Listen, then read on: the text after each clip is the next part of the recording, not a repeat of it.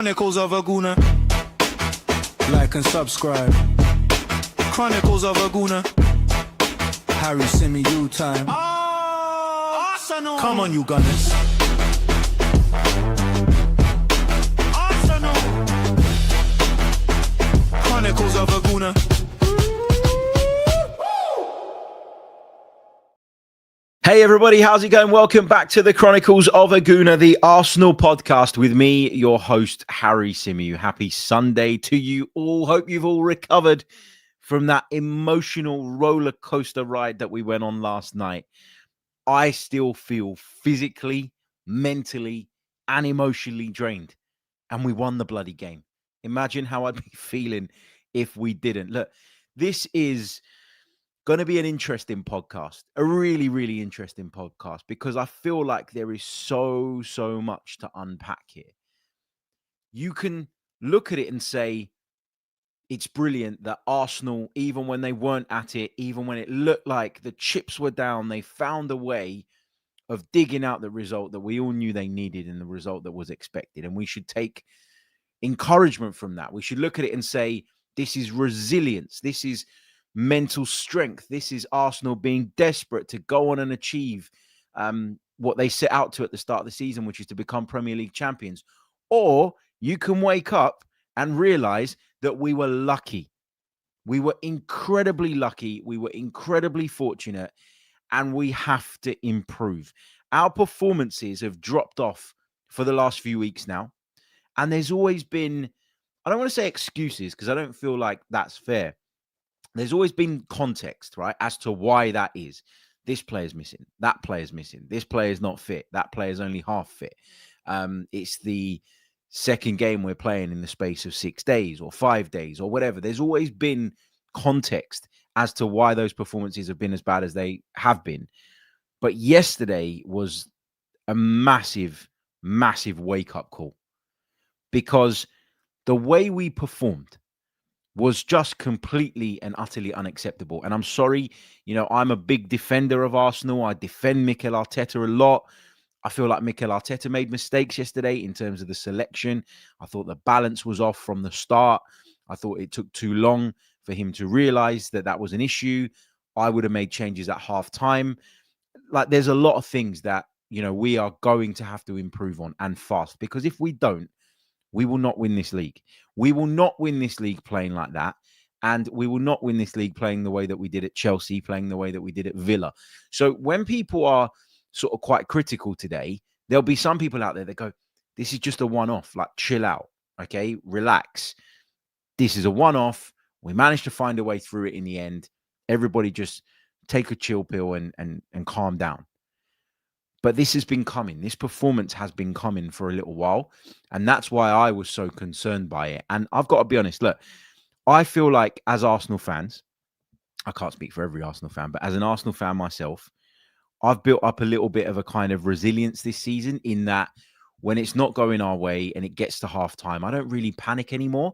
I'm kind of like, I was looking at it yesterday, I was like, that was a really bad first half. It really, really was. But there's another 45 minutes of football to play. We've got options on the bench. I'm sure we're going to find a way. I'm sure we're going to get the job done.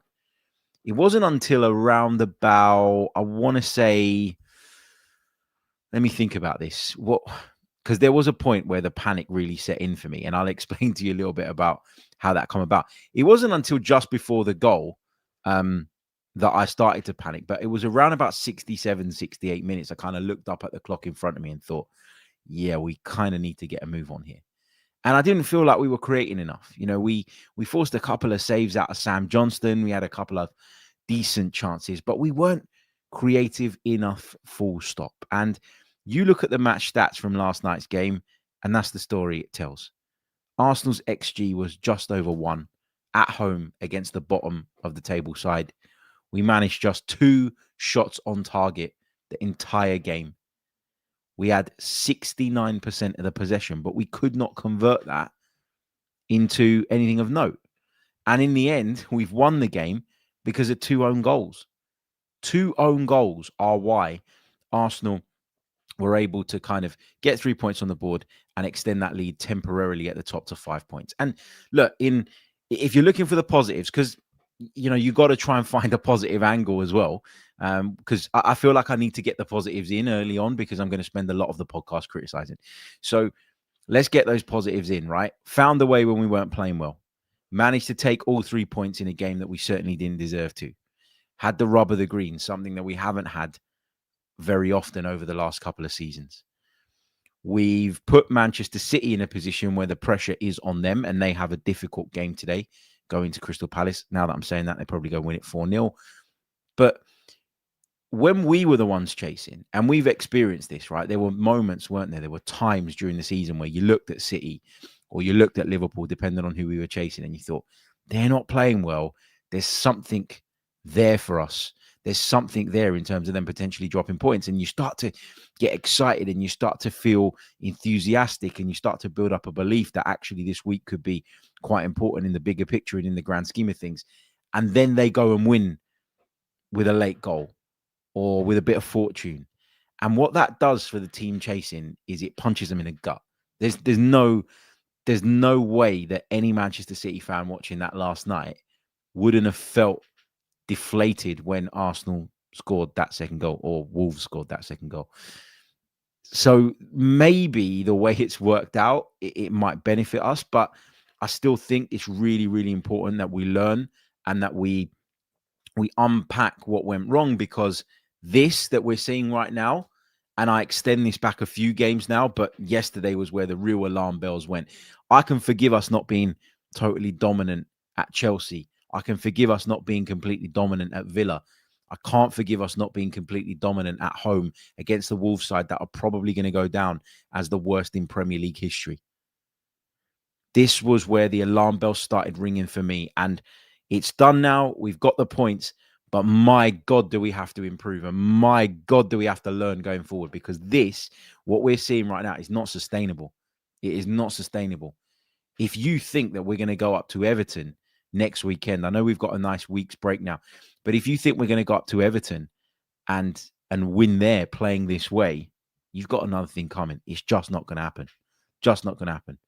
Let's dive into the chat. There's lots of comments coming through. It's great to hear from so many of you. Gid says, happy we got the 3 points, but I didn't even celebrate the goal. We were embarrassing. I'm not going to lie. I shouted when the goal went in. I shouted when the goal went in. I'm not going to deny it. I saw some of Tom Canton's show this morning. I haven't had a chance to watch it all because the children wouldn't let me. But I saw him saying that you're not really allowed to celebrate in the press box. If that's the case, I'm shocked I haven't been kicked out yet, because I've done it many, many times, and I did it again yesterday. I was up on my feet, the arms were in the air, the fist pumps, everything. I just couldn't hold it in. I couldn't hold it in. But it wasn't a celebration of, wow, this is amazing. It was an outpouring of relief, and that's a different thing. I think AJ says it's poor when you look how we performed against Sunderland, Chelsea, Villa. Agree with that. Rumble says, just going back to my point where I said they weren't really excuses, it was context. He says, no, Harry, there's been a million excuses which people like to paper over as context. Well, if you can paper something over with something else, it's because they're quite similar. So there you go. Steve says, I can't defend that performance. Why did we go into defensive mode after we scored? We were at home to the team who are rock bottom. Horrible performance. Yeah, it was a horrible performance. And before we go into the ins and outs of it and we start to break it down and all the rest of it, I just want to give you guys a little bit of insight into the mood that Mikel Arteta was in after the game. A lot of the time, you guys watch the press conference and, you take what he says and you base your assessment and your judgment on, that 10 minutes that he sits in front of the media. And I'm not saying that I know loads and, you should always listen to me and I'm the guru or whatever. No, of course not. But sometimes I find it fascinating. I'll tell you when I find it fascinating. When he comes into the room to give us the radio interviews. Yesterday, it wasn't busy. Okay. It was a gentleman from BBC in the sort of Black Country area. It was Sam Matterface who was commentating on the game for TalkSport, and it was me. And he walks in and you just got a sense from him straight away that he was angry, that he was frustrated, that he was pissed off. And this wasn't a Mikel Arteta that was jubilant in the way that he appeared on the touchline when the goal went in. I suspect that for him it was relief, just like it was for me more than anything else. This was a Mikel Arteta who was angry, really angry with what he'd just seen from his team, really angry with what he'd seen from that performance. And a lot of people have highlighted in the live chat already about the fact that once we scored, we sort of started to drop off and we sat deep and we sat back. Let me tell you this. That was not Mikel Arteta. Okay. Mikel Arteta was not standing on the touchline saying, get back, drop deep. He was constantly waving people forward. He was constantly, waving to try and get his team up the pitch. He hated the fact that we were sinking. He hated the fact that we were getting deeper and deeper and deeper. And that was a goal that was always coming. He said after the game that Wolves only had one shot in the entire game. That's not true. There was a save that David Raya had to make in the first half, wasn't there, when Hwang run through. And I'm just looking at the stats. I can't remember what the third one was, but there was a third Wolves shot, two of which of those were on target. Yeah, I don't know. I feel like he was angry. He was frustrated. He was disappointed. He did not find what he saw acceptable. And I'm sure, the hairdryer came out at halftime, and I'm sure it came out at full time as well. I know when you win the game, there's probably a temptation to go, oh, it's all fine. No, we need standards at Arsenal. And, a lot of people have been calling for those standards to be higher for a long, long time now. They finally are higher. We're finally in a position where we're challenging for the major trophies and where we're expected to win the Premier League title. You cannot, in good faith as a manager, be even remotely pleased with what you saw. And I said it at the start. There will be people that try and spin it and go, yeah, but it's resilience and we're resolute and it's great and we found a way. Mikel Arteta himself shut that down, didn't he, in the press conference? He was not having that. No, you got to deal with the problems that we had in the first place. You got to deal with the issues that we had in the first place. You've got to not sink deep. You've got to not concede soft goals. You've got to create more. You've got to do better in the opposition's defensive third. All of those things, you have to improve on them. Cold Fire says that hairdryer ? Forgive me, but where are you joining us from? Because the hairdryer treatment is when a manager absolutely blasts his players at halftime, screams in their faces, and it's like a load of hot air coming your way, which is why we call it the hairdryer treatment. It's a very old school English football phrase, I would say. So if you're a little bit confused by that, that's what it means. Okay, should we start with the lineup? Let's start with the lineup. I think that's a good place to start. So if we break it down, we picked a team that was kind of different to the team that I would have picked. We did the podcast yesterday, and I said to you guys, right? I said to you all, I'm worried about Ben White.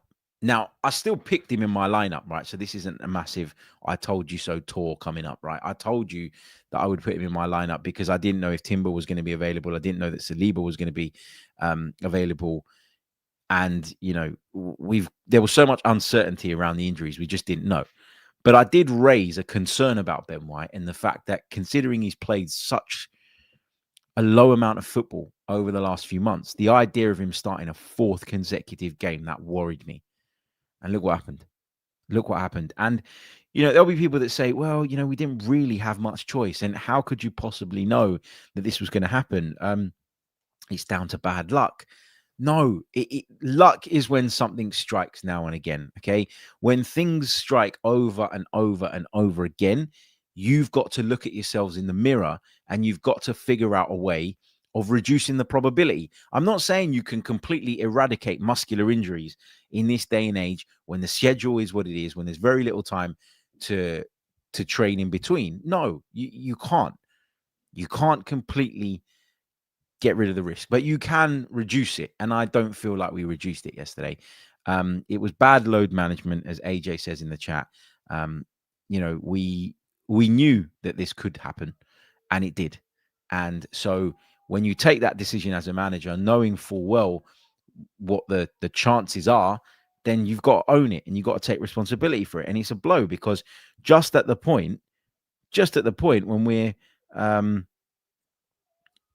just at the point when we're sort of getting Ben White back and we've now got him as an option at a time when we really desperately need him because of the injuries that we have elsewhere, we go and push him beyond his limits and we end up losing him again for what's probably going to be a 2-3 weeker at the absolute best, at the absolute minimum. So look, the Ben White thing, I picked him in my team, as I said, because I knew that we had, or I'm worried about who else was going to be fit. I didn't know if Timber and Saliba were going to be fit. And for that reason, I picked him. So I didn't categorically say don't play him, but we knew this could happen. We mentioned it, and it did. So the back four was White, Timber, Saliba, Nketiah. Great to have Timber. Great to have Saliba back. Nketiah went to left back. A lot of people in the build-up to the game thought that that Timber was playing at left back, and there was a lot of then debate around why Miles Lewis-Skelly had been overlooked and all the rest of it. Turned out that Nketiah went to left back. That's absolutely fine. No issues there. But obviously we had to reshuffle the defense and bring Miles Lewis-Skelly on when Ben White went off. Timber had to come over to right back, which I prefer him at. Saliba and Nketiah were the two centre-halves and Lewis-Skelly at left back. The midfield was Eze, Zubimendi and Rice. Again, Declan Rice was a doubt. We didn't know if he was going to be fit. We didn't know if he was going to be available. There were a lot of you that wanted him rested. There were a lot of you that wanted Martin Zubimendi rested. I was quite surprised, actually, to see them both start. Declan Rice, to me, on the day, didn't look anywhere near his brilliant best in terms of his ability to dominate and control. I think he showed glimpses of it, and I think there were spells in which he did that, but he wasn't at his best. You could tell that he was a little bit off it. And Martin Zubimendi, he wasn't good enough yesterday, and he got hooked early on in the second half. He didn't look particularly happy with that decision, but he wasn't playing well. Neither was Eberechi Eze, who was the other midfield player. We talked loads about scenarios and situations where Eberechi Eze just ends up getting lost in a game and doesn't do enough. And this was another prime example of that. He offered us zero yesterday. He barely got on the ball. He barely got into dangerous positions. We couldn't find him. And where I always talk about Eze coming alive around about the edge of the box, and a lot of the time I say, yeah, sometimes you just got to accept that he's a kind of low-touch player, but with the potential to produce a moment because he stays in those positions, and that is the kind of cost, the fact that he's not that involved. That's the cost for having him in those areas when those situations and those opportunities come along. But he's got to be more proactive. And this isn't the first time I've said this season. If you're standing in that 10 position and you're not getting the ball and you're not involved in the game whatsoever, you have to be more proactive than he is. You have to be. You have to go drifting. You have to drift slightly left, slightly right, come a little bit deeper, go into the striking line. You have to do different things to try and release yourself from the shackles of the opposition.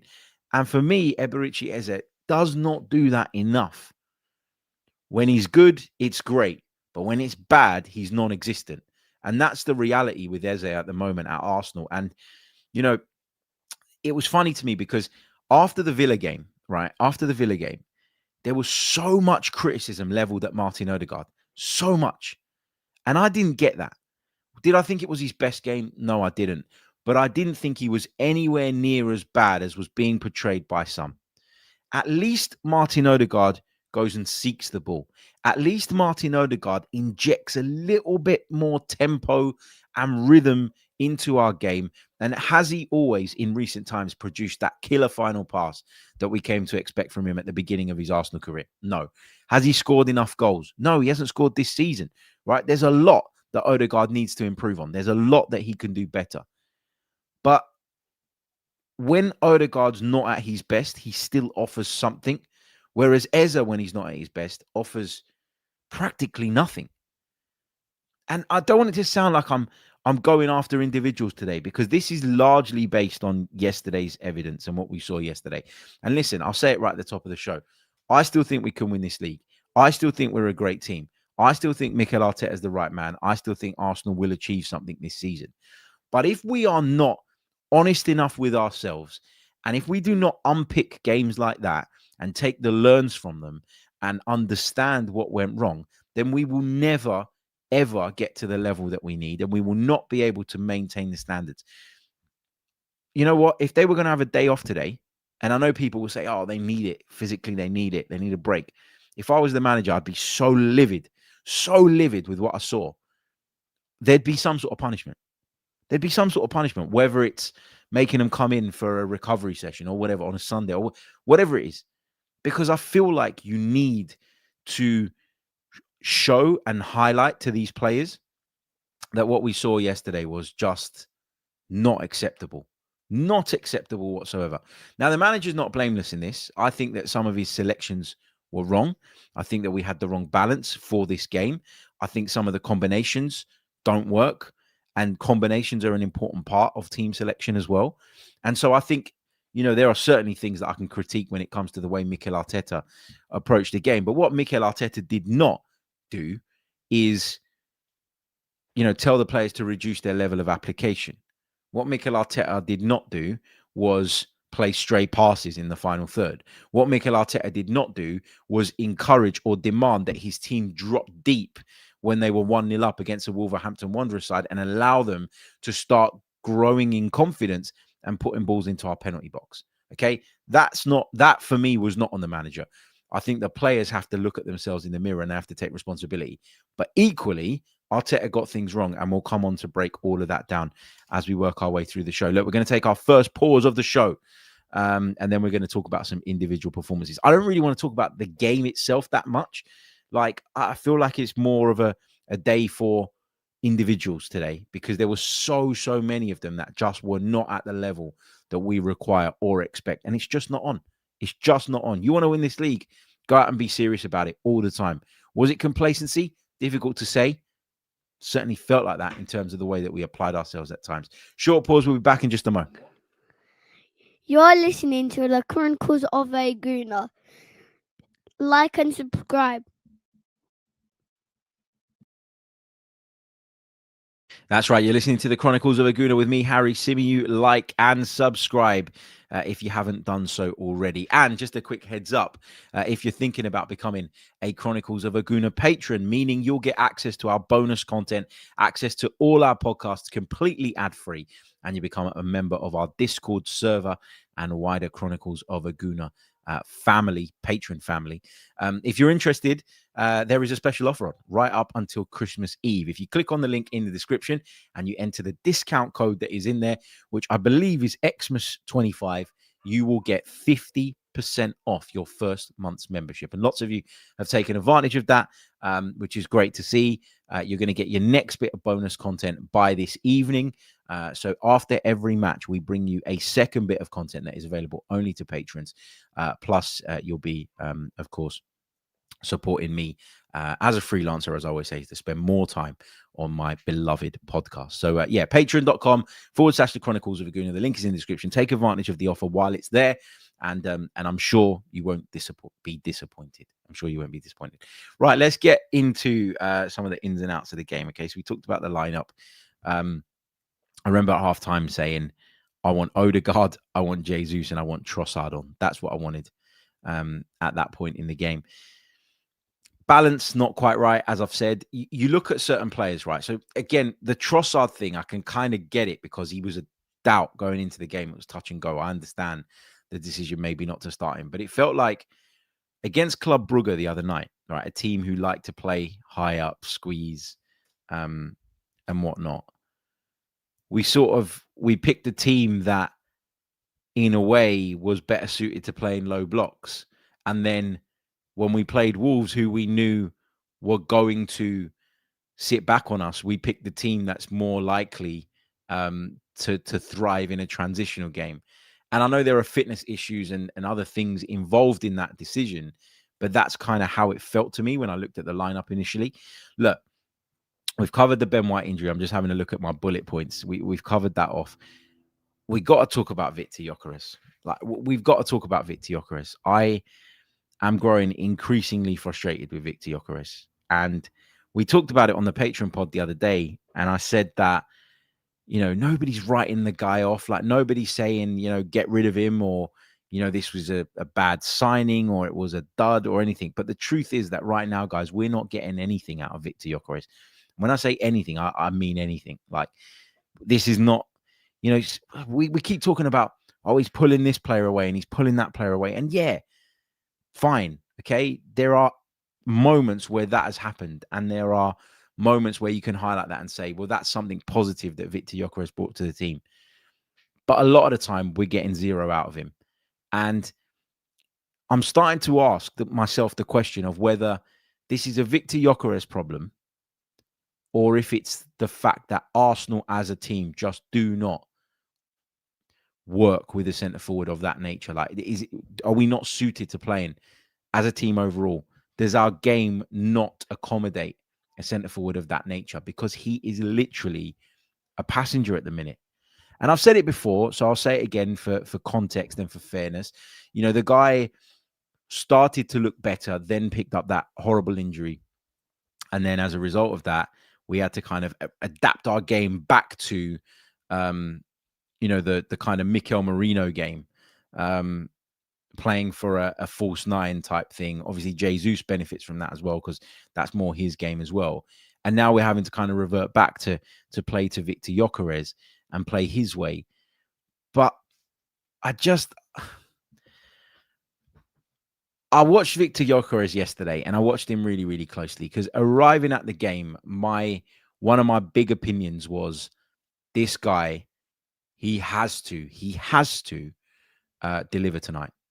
He has to produce something tonight. He has to show something because he needs to get people off of his back, and scoring goals and that sort of thing always gives you kind of ammunition in terms of fighting back. He's been accused of being a flat track bully in the past, but I've always said that doesn't really matter. Like, if he scores goals against the teams in the bottom half of the table, those are goals that we struggled for last season. So if you want to call him a flat track bully, as long as he's scoring goals, I don't care. Like, I really don't care. I arrived at Emirates Stadium yesterday saying Victor Gyokeres has to do something. And what did he do? He did nothing. It took him 70 plus minutes to produce a good bit of centre forward play. He received the ball inside left channel, sort of rolled his man, got the shot off, dragged it just wide. That was the only good bit of centre forward play that we saw from Victor Gyokeres last night. And that's the reality of the situation. That is the reality. Okay. You can dress it up in whatever way you want. You can make excuses.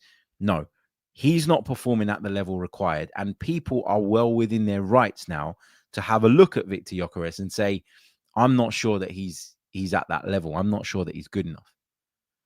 One of the big pushbacks that I've had from people when talking about Victor Gyokeres in the last couple of weeks is this. He's not fit. And I say, okay, he's not fit. Fine. But he needs to get up to speed quickly. And we've been saying Victor Gyokeres is not fit from the start of the season. So when you get to December, and I know he's had an injury and he's missed a period of time, since returning, the he's not fit and not up to the speed of the Premier League yet thing, it don't wash with me. It doesn't wash with me. The other thing I've heard a lot of people say, and I've had as pushback, is he doesn't get the service. How can you give service to a centre forward that doesn't move enough? That's the reality. He doesn't move enough.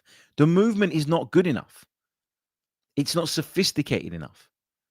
And as a result, he's very, very difficult to pick out. There was one instance in the first half yesterday where we worked the ball down the right-hand side. It was brilliant from Bukayo Saka. And he flashes the ball across the face of the 6-yard box. And you think, Gyokeres should be on the end of that. But I gave him the benefit of the doubt watching it live. I thought, it's flashed across really, really quickly. He's not that far away. He's in the right zone. He's in the right area. He's just unable to get onto the end of it on that occasion. And then I watched it back today. And he's nowhere near it. Because if you watch that moment back, if you watch that move back, the delivery comes into the box and the last person inside the penalty area to understand where that ball's going is Victor Gyokeres. So there's two aspects here. You can talk about him fitness-wise and not being sharp enough in order to get onto the end of deliveries like that. And I think that's fair. But also, I'm starting to question his ability to anticipate. Anticipation is half the battle as an out-and-out 9. You've got to have this sense of where the ball's going to drop. You've got to be able to sniff out the danger. You think about some of the great poachers. You know, I grew up loving and watching loads and loads and loads of Italian football, right? So for me, a great example was Filippo Inzaghi. I used to watch Filippo Inzaghi, and I knew that if the ball broke in any of those areas, right, Filippo Inzaghi was all over it like a cheap suit. He was there. But that wasn't because Filippo Inzaghi was particularly quick. It wasn't because he was sharper than everybody else. I'm not saying he wasn't sharp, but it was purely because, and this can be said for many, many great strikers over the years, his ability to anticipate was excellent. That's half the battle. That's half the battle. Okay. And I just feel like with Victor Gyokeres, we're not seeing enough physically right now, but we're also not seeing enough in terms of in-game intelligence, whether it comes to the lack of sophistication when you're talking about his runs, whether it comes to his inability to anticipate. There was another scenario in the first half where we broke forward through Miles Lewis-Skelly down the left-hand side. And Victor Gyokeres, at that point, right, he was jogging into the Wolves half as we picked up the ball. And he was basically stationed in between two of Wolves' three centre-backs. And for ages, you know, we heard, well, you know, Victor Gyokeres is going to level us out in terms of being a right-sided heavy attacking team because he quite likes to drop into those left-hand channels so that he can then come in on goal onto his right foot. And I'm looking at him there and I'm thinking, what are you doing? Go, pull out. You know, so Lewis Skelly's carrying the ball. And I'm looking at Gyokeres and I'm thinking, pull out, spin off and pull out into that left channel so that you can run the channel and Miles Lewis-Skelly can feed you. Feed the Gyok, right? That's what we all want to see. And he doesn't make that run. He just continues to jog within the remit of the centre-backs that were around him. And I'm thinking, just pull out, go into the space, attack the space, be aggressive in your movement. And he doesn't do that. And in the end, Lewis Skelly's carrying. And it's Declan Rice that goes, you know, Lewis Skelly needs a runner and busts a gut to get up on that left-hand side. And in the end, the move develops that way. The point I'm trying to make is that, you know, you can say that the service isn't there. You can say that he's not up to speed fitness-wise. And can I cut him a little bit of slack on the fitness thing because he's been out for a while and he's still returning? Yeah, I guess you can. But let's be honest about this, right? It is the middle of December and we're still not seeing what we need to from Victor Gyokeres. And so I'm not saying write the guy off. I'm not saying he's the worst player ever to play for Arsenal. I'm not going that extreme like some people will undoubtedly do over the next few days. But it's absolutely fair and relevant to ask questions about him. And I've highlighted reasons why I was disappointed with his performance yesterday. I'm not just throwing out criticisms. I'm giving you reasons because I want the guy to succeed. Anyone that wears an Arsenal shirt, I want him to succeed. I want him to do well. But he is not it at the moment. He's not it at the moment. And every time Gabriel Jesus comes on and does well, it makes Victor Gyokeres look even worse because you sit there and you say, service. He needs service. He's not getting any service. And all of a sudden, Gabriel Jesus comes on, makes himself available, is proactive, is more mobile, even after coming back from 2 ACL injuries. And all of a sudden, you're going, well, hold on a minute. Look at us now. It's not working. It's not working. And, you know, I said at the start of the season, and this is another thing that I got absolutely battered for, but I stuck to my guns at the time. And I think, you know, people are gonna start to jump on board with this as well. I said when we signed Victor Gyokeres, there was no guarantee that he took over Kai Havertz's position. And people went, really? No. You know, we've signed this guy for 60+ million pounds. Look at how many goals he scored. And I said, I'm not sure how much better, if he's better at all, than Kai Havertz. Obviously, I wanted to sign him. I'm not denying that I wanted to sign him. But my view was always that he was going to come in and they were going to share the role. Havertz's injury has meant that Gyokeres has had to play. But if Havertz was available, I can tell you Gyokeres' game time would have been far reduced. Because based on the evidence we're seeing, he's not performing. Let's be honest. Theo says, I agree with the criticism of Gyokeres, but turning on him after 4 or 5 months is crazy, but the same fans are okay giving Arteta more time after 5 years with no trophies or finals. Yeah, but like you're saying that you agree with the criticism. Well, then you can't be objecting to people suggesting that he's not the right guy, because that would be contradictory, right? That would be contradictory. If you think that he's deserving of the criticism, then surely you can see that there's a case for him not to be playing at the moment. Like, do you get what I'm saying? Rumble On says, more I told you so's. No, because I wouldn't need to do. They're not I told you so's, right? They are explaining my past views and how they've evolved and developed over time. And I probably wouldn't have to do that if I didn't have people like you sometimes who jump in the chat and literally hang on every single word and start writing essays in the chat about what I said and how I'm unfair on this person and I'm unfair on that person. No, sometimes, right? You know, you can see something before it develops. Sometimes you just get a feeling for something, and I feel like, you know, that's been the case quite a bit this season. And this is where I talk about, you know, like, for example, I said, what did I say? I've lost my trail of thought. For example, I said, you know, this game feels like a real big wake up call because we saw the signs of this type of performance, didn't we, in some of the recent games? Sometimes you just get a feel for something before it comes. But yeah, let's see what else you guys are saying in the live chat, shall we, before we move on? What else did I want to cover? Just having a quick look at my notes. So I've talked about the balance not being right. I've talked about Gyokeres. I've talked about the Ben White injury. The goal that we conceded. Oh, man. Why did we sink so deep? Why did we sink so deep? And I know that we've already kind of touched on this in terms of saying that this was not a Mikel Arteta instruction. It absolutely wasn't, by the way. It absolutely was not. I think that we were knackered. I think that we run out of gas. And I think that having maybe experienced a bit of stress during the game at a point where it maybe felt like, we're not going to win this, and this is quite embarrassing against arguably the worst team in Premier League history, there was almost an overcompensation in terms of the way that we decided to sit back and defend. And we invited Wolves on. And I'm not saying Wolves created loads and the warning signs were there for ages, but no word of a lie, okay? I got a text from my brother, right? Where is it? Yeah, I got a text from my brother, okay, at 9:38 p.m. He said, this is a 1-1. And I said, if you've just cursed this, God help you. And then they scored, and I said, you beep, you did that. And he said, anyone who watches football could see that coming. And when I watched the game back today, yeah, you couldn't you? You could see it coming because we were just not, you know, proactive enough in terms of wanting to go out and put the game to bed. We just sort of went into our own show a little bit, and we ended up paying the price for it. And then we go down the other end, and we're incredibly fortunate.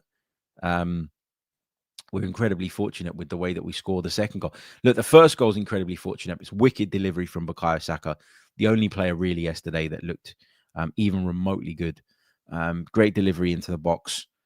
Sam Johnston's really, really unlucky, but it's a credit to Saka because the delivery was a fantastic one. And then the second goal that we scored, again, it's another Saka cross.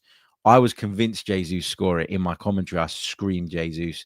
But when I saw maybe not even the second or third replay, because I was probably still screaming, when I saw the fourth replay, that's when I went, yeah, I don't think that was Gabby's goal. And actually, when you watch it back, you can see him mouth to his teammates as they come over to celebrate, where he says, own goal. So yeah, great to have that moment and great to feel that relief. What I will say is really, really poor. And I know this is going to upset a few people because you often get people that push back on this kind of stuff when you say it, but I'm just going to say how I felt at the time. Okay. When Wolves equalized and 6 minutes were added on, okay, and I saw Arsenal fans Okay, because they equalized bang on the 90th minute. It was the 90th minute. They equalized on the 90th minute, and then the board goes up for 6 minutes. As soon as that goal went in from Wolves, I looked up from where I was sitting, and I saw streams and streams and streams of Arsenal fans heading for the exits. And I know some of you in the chat have said, you turned your TVs off, or you flicked it over, or you stopped watching, or whatever, right? Cool. I get it. It's emotional. Shit happens, right? You get angry, you do things. Maybe you look back and you say, I shouldn't have done that. To be in the stadium, to have the honor of being in the stadium, given how many people around the world would go so far in order to obtain a ticket. In a situation like that, to get up and leave when they've just added 6 minutes, I think, I'm sorry, it's a disgrace. I'm sorry. And I'd imagine that those people that left, when they then heard the roar as they were walking out of the exit and not allowed back in, when they heard that roar, okay, I reckon, yeah, obviously they were happy because they're Arsenal supporters, but I think there would have been a part of them that thought, I shouldn't have left. And look, someone says in the chat, Skillsman says, they disrespected the fans with that performance. Yeah, the performance was a stinker. We've talked about it many, many times. Okay? It was a stinker. But this team have pulled plenty of magical moments and important moments out of the bag in the dying embers of games over the last few years.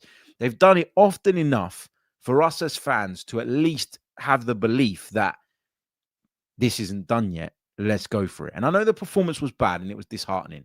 Okay. And that led to people feeling the way that they did and reacting the way that they did. If you turned off your TV set, I think it's silly.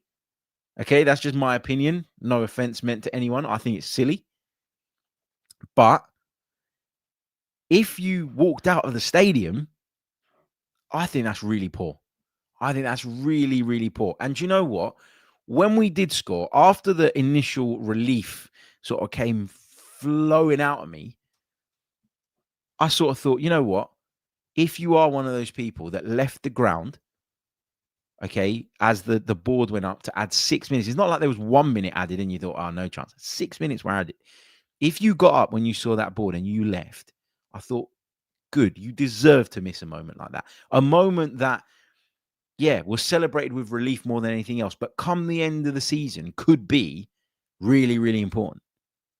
Okay, what are you going to do? You're going to look back on a potential title win and say, yeah, that was the game that I walked out. No one will admit it, will they? No one at that point will admit it. Listen, for me, that was frustrating to see. Right.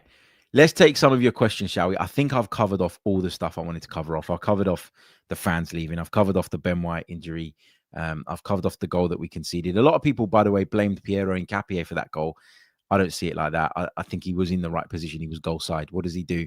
Try and come through the forward and end up fouling him in the box, in which case you're all calling him a knucklehead. No, that's not an issue for me. The performance was diabolical. We can all agree on that. We've got to learn from it. We've got to improve. The lineup lacked balance for me. There were some strange selections in there. We should be pleased with and enjoy the outcome, but we've got to be critical at the same time. We have to be, because the standards need to be raised again. And if they're not, we're not winning at Everton. That's for sure. I can tell you that for free. Right, really, really short pause again. When we come back, we'll take your questions for the last 10 or so minutes of the show. Don't go anywhere. You're listening to the Chronicles of a Gooner. You're listening to the Chronicles of a Gooner. Like and subscribe.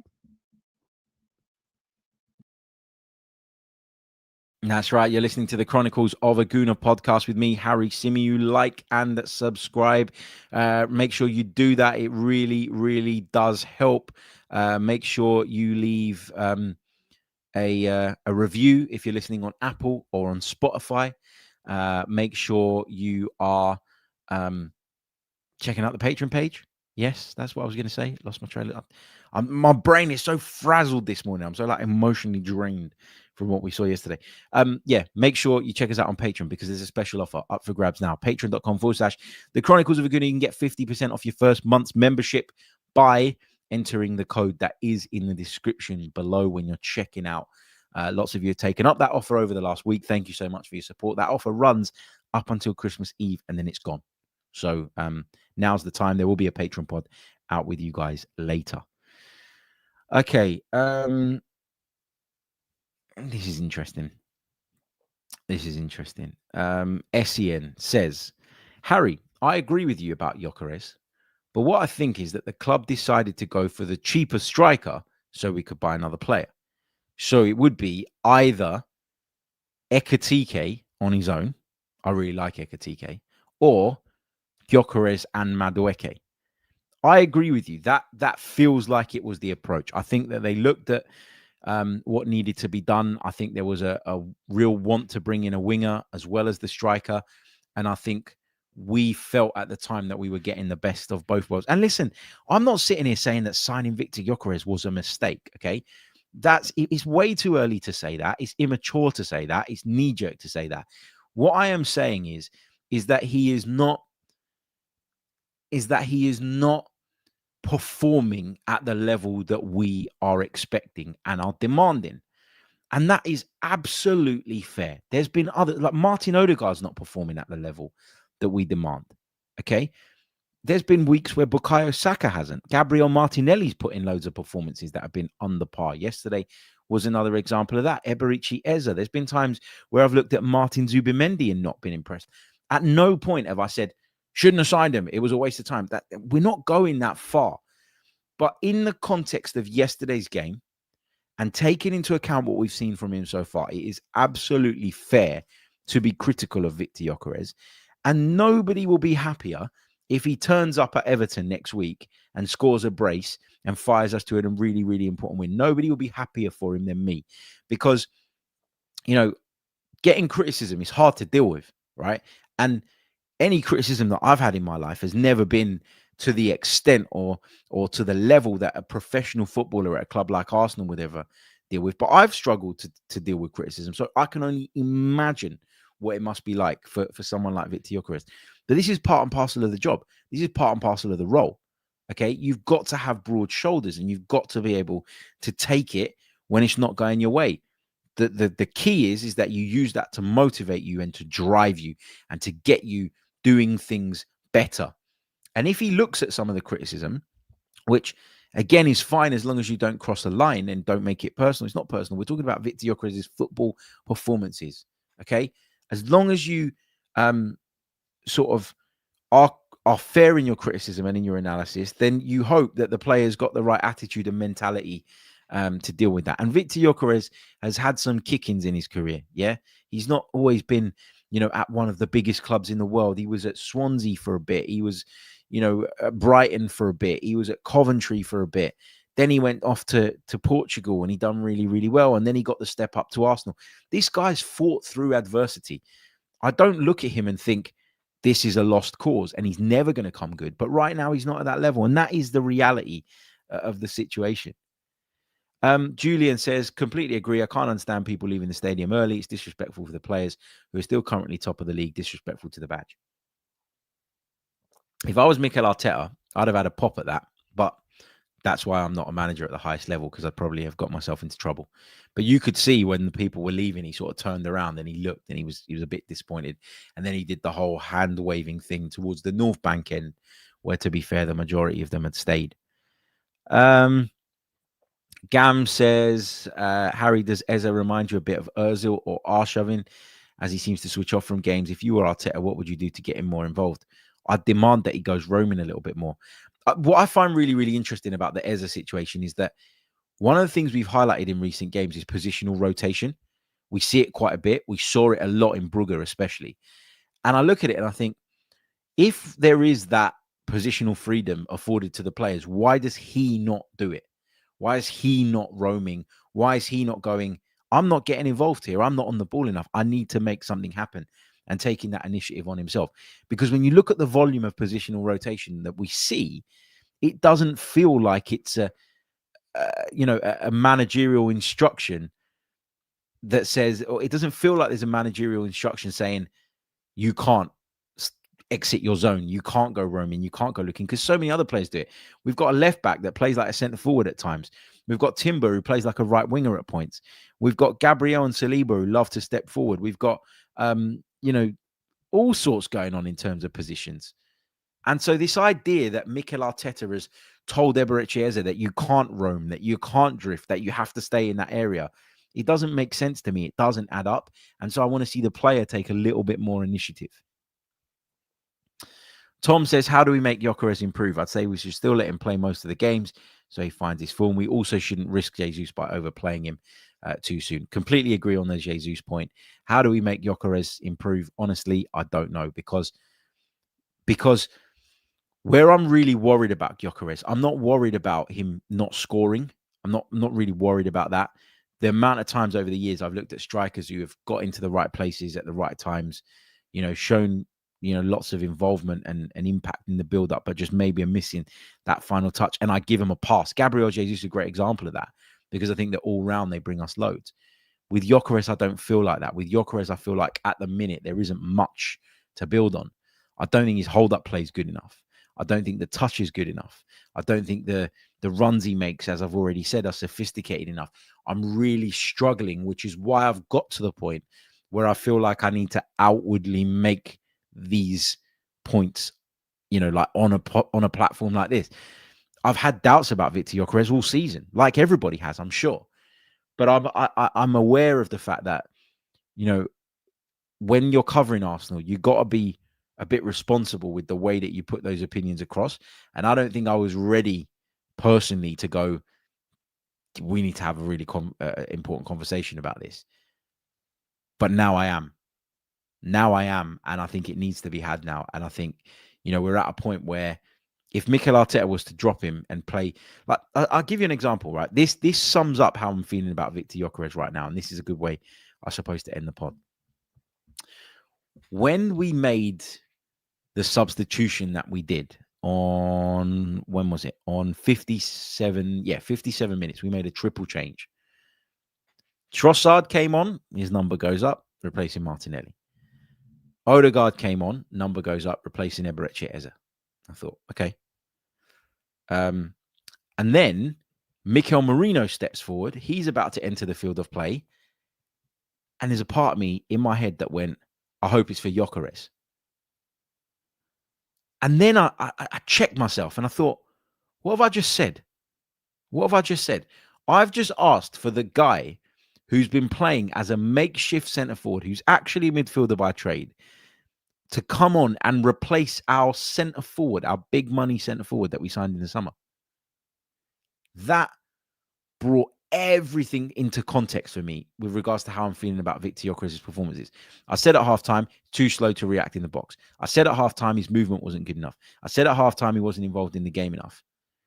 But the fact that my mind went to get Gyokeres off for Merino, and I wondered if Gyokeres' number was going to go up on the board when Merino was standing on the touchline, that says all you need to know about the lack of faith that I have in him at this moment in time to produce what is required and what we need at this stage. So yeah, that kind of sums up where I'm at on Victor Gyokeres.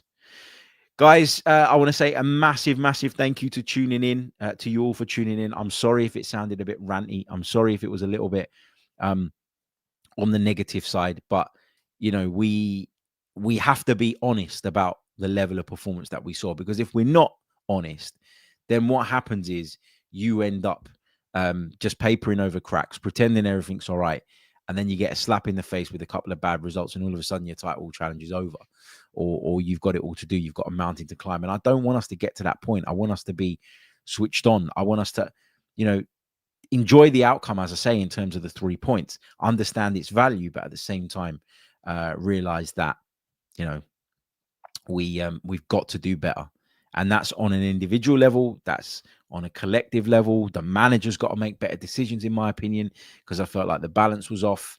And we go again. Just before I sign out, massive thank you to Frankfurt, Germany, for the super chat. I really do appreciate it, mate. I'll read this one out before we go. I'm sorry, but Arteta is the only one to blame for the White injury. Play Timber right back, Mars Lewis Skelly left, rest White, as everyone knew he couldn't cope after playing so many games all of a sudden. He had many opportunities to bed him in, and he didn't. It's a good point. It's a good point. I don't disagree with that. I said when we were talking about the injury that you can talk about bad luck, and bad luck is it happens, right? It's out there, but at the same time, you got to look at yourself in the mirror first. And I think we've mismanaged Ben White here. Again, when I picked my 11, I put him in it because we were talking about Timber and Saliba as being doubts as well, and that made me feel like we had to. And if, by the way, if Timber and Saliba were out and he played Ben White and this happened, I would be much more forgiving of it because I'd say, well, what choice did he have? But because those guys were back and we still went with Ben White, that's what makes this a difficult one to take. And that's why there needs to be an onus and a responsibility. Yeah. Okay, right. I'm going to sign out. Thank you all so much. I'm off to have a bit of brunch with the family. So we'll be back for the Patreon pod later on today. It'll be with you by the early evening. So if you want to join us on Patreon, now's a good time to do it. Patreon.com/Chronicles of Aguna. The link is in the description. There's a discount available to you for the first month if you use our Christmas promo code. All the details are down below. Get involved, and I'll hopefully see some of you over there later on today. Until the next one, take care of yourselves. Have a wonderful day up the Arsenal. Goodbye. Chronicles of Aguna. Like and subscribe. Chronicles of Aguna. Harry Symeou time. Arsenal. Come on, you Gunners. Arsenal. Chronicles of Aguna.